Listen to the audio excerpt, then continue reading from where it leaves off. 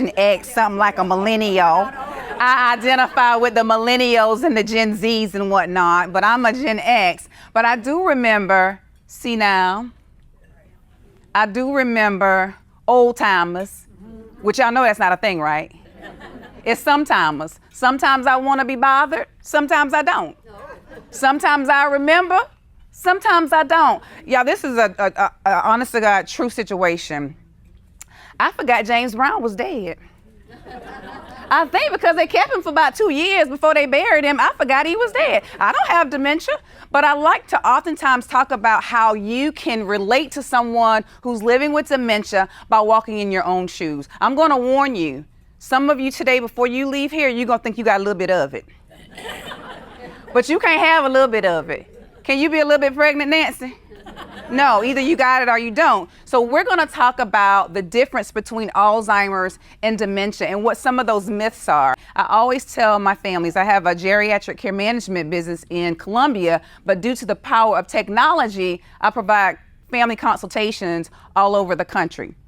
So I always tell my families, there are 3 things. When you get a diagnosis of dementia or you believe the person has dementia, you go to the doctor for a pill, you go to the church for a prayer, and then you come to me for education.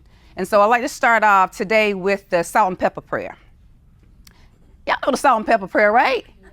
Y'all remember back in the day, so I was born in the late 70s, early 80s, which y'all know I identify with the millennials, right? We didn't have technology, number one, at all, right? And you definitely didn't have it at the table. So what did you have for entertainment? The salt and pepper shakers. Y'all know the prayer on the salt and pepper shakers? The serenity prayer? Now y'all know I will mess up a scripture, but I'm gonna try to remember this. God grant me the serenity to accept the things I cannot change, the courage to change the things I can, and the wisdom to know the difference. So that is my hope for you today, to get better educated, better informed, and to leave here with some level of hope for the journey ahead. And everybody has a connection to dementia, whether you believe it or not. Everybody, when I go through this information, you're gonna think of some people in your head, some of your own situations is gonna pop into your head, but we're gonna talk about it. And I wanna have an open dialogue and discussion about it.